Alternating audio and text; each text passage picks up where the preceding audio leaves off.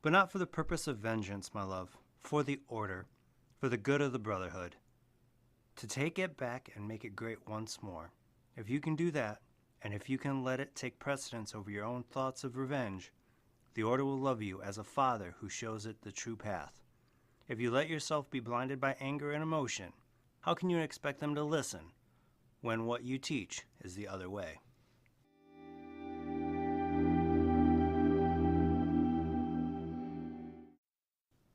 Hello, and welcome to Visions of the Past. My name is Andrew, and I am the host of this Assassin's Creed lore podcast. This is episode 33, and we're talking about the woman that gave us that quote, Altair's wife, Maria Thorpe. Maria's name is the Latin form of Mary, which is derived from the Hebrew name Miriam. The name has a debated meaning, though many believe it is to mean sea of bitterness or sea of sorrow. Some sources cite alternate definitions of rebellion, wished for a child, and mistress or lady of the sea. The surname Thorpe is an ancient name of Anglo-Saxon and Old Scandinavian origin, from places in England named with Old Norse or Old Dutch themes. It's also a form of the rarer name from the pre-7th century Old English. Generally, the name indicates an area of Danish settlement. The word itself means a small hamlet or village that grew by colonization from a larger settlement, originally being an outlying farm dependent upon a nearby village. Maria is found in the original Assassin's Creed game, Assassin's Creed Bloodlines, and Assassin's Creed Revelations, and in a few novels, namely Assassin's Creed The Secret Crusade and Assassin's Creed Revelations, and the comic Assassin's Creed Reflections. We also see her in a cameo role in Assassin's Creed 2 and on the website Assassin's Creed Initiates. Born in Leicester, England in 1161, Maria chose to act and dress as a tomboy throughout her youth. Because of this, she was often punished by her parents. She married sometime after her 18th birthday to Lord Peter Hallaton, but was not interested in duties of a chatelaine, which would include running the affairs of Hallaton Hall in Leicestershire, and the marriage was annulled after just 4 years. The combination of this disgrace, along with her own dreams of honor and glory, led Maria to leave England and join the Crusaders in the Holy Land. At the time, it was uncommon for women to participate in combat, so Maria would often disguise herself as a man and showed promise among the other Crusaders. This drew the attention of Crusader Lieutenant and Templar Grand Master Robert de Sab.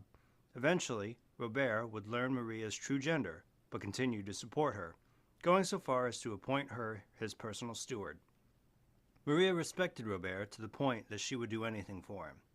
They were so close that he gave her a ring as a gift, and Maria kept it close to her and cherished it. After the deaths of 8 powerful Templars at the hands of Altair ibn al-Ahad in the summer of 1191, Robert figured he was next on the assassins' list. He publicly announced that he intended to attend the funeral of Majd ad-Din in an attempt to avoid the assassin's blade, and as a show of mutual cooperation and respect between Muslims and Crusaders. Instead of waiting himself for Altair, Robert had Maria act as a decoy and take his place at the funeral. Maria saw Altair at the funeral, which led to a great number of Templars descending on him and seizing him. Surprised, Altair eventually overpowered the soldiers and pinned Maria to the ground. Altair removed her helm, expecting to see Robert's eyes, only to find out that it was Maria. Altair was so shocked that he called the situation sorcery. Maria corrected him, saying she was a distraction because his assassinations had not gone unnoticed, and that Robert was headed to Arsuf to propose a truce between Saracen and Crusaders so that they could destroy the assassin fortress at Masyaf, and reminded Altair that he had assassinated men on both sides of the war. Expecting to be killed herself, Maria was surprised that Altair spared her life, but warned her not to follow. She returned to Acre to continue her service as a Templar, while Altair went on with his mission and killed Robert. When the time came for the Templar fleet to leave Acre for Cyprus, Robert's successor, Armand Bouchart, did not arrange for Maria to leave with him. Altair appeared to Maria after the fleet left, saying he wanted to talk to her. She instead confronted and engaged him in a sword fight. Altair would best her again and interrogated her about the Templars' plans for Cyprus. She revealed little, and Altair took her prisoner, hoping to use her to lure out Templars. The two traveled to Limassol, though Maria escaped following a Templar attack on the safe house and where they were hiding. After escaping, Maria tried to warn Bouchard of the assassin's presence in Limassol, but he returned her information with suspicion because he couldn't believe how she had miraculously escaped the assassins a second time. Even after trying to reason with him, Bouchard suggested that she was the reason for Robert's fall from grace because she was a woman and ordered her to be locked in a prison. On her way, Altair rescued her from the Templars' custody and again took her as prisoner. She was still angry and in her rage vowed to kill him. He advised her that the best way to gain favor with the Templars would be with the Apple of Eden and not his death. The two would travel by ship to Kyrenia. During the trip, they talked about Maria's life and motivations to be a crusader. She told him about her previous marriage and her childhood, noting that her ideal husband would embrace her for who she is, which was something her previous husband did not do. She also told him that while she cared for Robert, she knew he had used her as bait and believed his death was fitting. Altair spoke about the philosophy of Empedocles, with the quote, "Only a mind free of impediments is capable of grasping the chaotic beauty of the world." Maria resisted the thought, but took interest in it by asking whether chaotic beauty was truly something to be celebrated. Altair answered the question by stating that while freedom did bring hardship, it was worth preserving and would remain that the order and peace the Templars seek require servility and imprisonment, a statement that Maria found to be ironic. They arrived in Kyrenia, but were attacked by pirates when trying to leave the ship. Maria took this opportunity to kick Altair down a ladder, forcing him to take on the pirates alone while she escaped. Her freedom wouldn't last long, as she would be attacked by members of the ship's crew. She was saved by Marcos, a member of the Cypriot resistance. Because of his honesty and a common dislike of Templars, Altair trusted Marcos to keep an eye on Maria. While out investigating his next target, the bull, Altair found that bounties had been put on him and Maria. Altair rushed back to the harbor safe house and found it was under the attack of the Templars. Altair, Maria, and Marcos defended the attack, and then went to a different safe house in Kyrenia. Afterward, Maria mocked Altair for his plan to assassinate the bull, and inadvertently revealed that he was known as Moloch, and was living in Kantara Castle. With this information, Altair left to assassinate him, and by the time he returned, Maria had been retrieved by Templars, who raided the safe house while he was gone. Maria ended up in the hands of Moloch's son Shalim, but would escape on her own, head to St. Hilarion Castle dressed as a consort, and make her entrance inside a palanquin. When she arrived, she confronted Salim's twin brother Shahar, and demanded to know the Templars' plans for the Apple of Eden. She was told that the Templars would achieve order by any means, even if that meant enslavement. Altair then entered the room, searching for Shalim, with two pursuers in tow.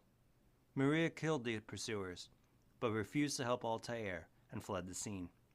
After Altair tried to use the Apple of Eden to quiet a riot in Kyrenia, it would be Maria who killed a mysterious Templar working for Armand Bouchard, who was intent on taking the apple. While remaining distrusting of Altair's motives, she led him to a Templar archive under Limassol Castle, where she would engage Armand Bouchard in combat, only to be knocked unconscious. After the defeat of Bouchard, Maria and Altair fled the archive, during which Maria informed Altair of her wish to leave the Templar Order and that she had no interest in returning to England. Her intent would be to go as far as India or the far edge of the world. After Altair claimed he planned to return to Masyaf and use the apple to learn more of the world, she would be a voice of caution, stating that he was treading a thin line with its use. After Altair expressed an interest in accompanying her, she would decide to go on to Masyaf instead of traveling the world. The pair would become romantically involved and would marry in 1195 in Limassol, out of respect for the Cypriots who made the island a key stronghold for the Brotherhood. Marcos would even be a guest of honor, and later in 1195, Maria would give birth to their first child, a boy they named Darim, and 2 years later, in 1197, she would give birth to a second son, Seth. Although she entered the order during this time, there were some assassins, such as Abbess Sophan, who secretly loathed her for being an outsider and Englishwoman, and never fully respecting her.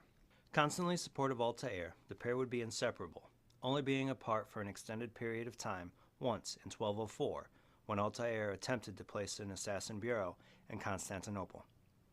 During the beginning of their relationship, Maria would tolerate Altair's use of the apple of Eden, and even once would ask what she saw of their family's future within it.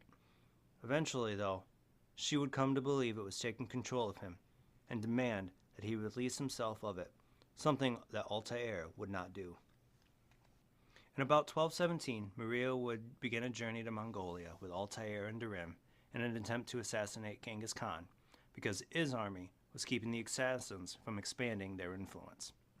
It would take 10 years to find the Khan, and in that time, the family would join the Mongolian assassin Quilang Gal, but on August 15, 1227, Altair would have failed an attempt at assassinating the Khan, which would see him injured.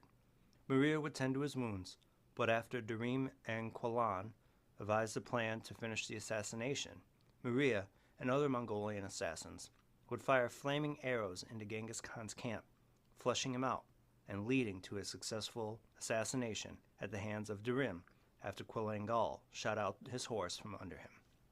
Arriving back to Masyaf in 1228, they would find the place different than how they had left. Upon their return, an assassin by the name of Swami would greet them and inform them that Seth had left for Alamut. Malik was imprisoned and that a council led by Abbas was formed to take control of the order.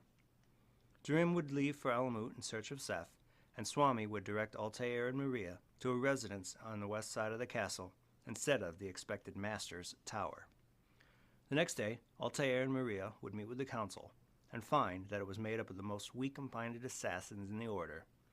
After giving a summary of their journey, Abbas revealed that Malik was imprisoned for the murder of Seth. The pair would return to their residence and mourn their son's death and contemplated their next move. Altair, full of grief, would be shaken enough to consider Abbas's accusation of Malik valid. Maria would rebuke it, pointing out the flaws and the contradictions in Abbas's account, and pointing out that it was most likely Abbas's doing, because of them, and shamed Altair for doubting his closest friend. After Altair responded with anger, Maria told him once again to destroy the apple, saying that it had made his mind open to ridiculous considerations. After Altair freed Malik, Maria would tend to his wounds, while he informed the couple that Abbas had Seth killed and the murder weapon planted in his bed. Once Malik fell asleep, Maria and Altair plotted their next course. Altair claimed the need to destroy Abbas, to which Maria agreed, but emphasized that it needed to be for the good of the Brotherhood and not revenge if he wanted to win back the minds of the assassins. Agreeing on a bloodless strategy, they left to confront Abbas. When they entered the courtyard to meet Abbas, they were told that they would learn the reason of their son's death, but only if they gave up the apple. Altair, to Maria's surprise, agreed and presented it to Swami. As Swami went to take it, he informed the couple that prior to Seth's execution, he told Seth that it was Altair who ordered it. This would throw Altair into a rage and caused him to use the apple to free Swami and drive him into self-injury. When Maria attempted to intervene, she would be fatally wounded by Swami in the frenzy. Altair would take her arms, and she told him to be strong before passing away on September 12th, 1228, at the age of 67. Altair would be haunted by the loss of his wife, and as he grew older, would suffer nightmares about her death. And it would take 20 years to avenge her and Seth's death when he retook Masyaf and killed Abbas with the hidden gun.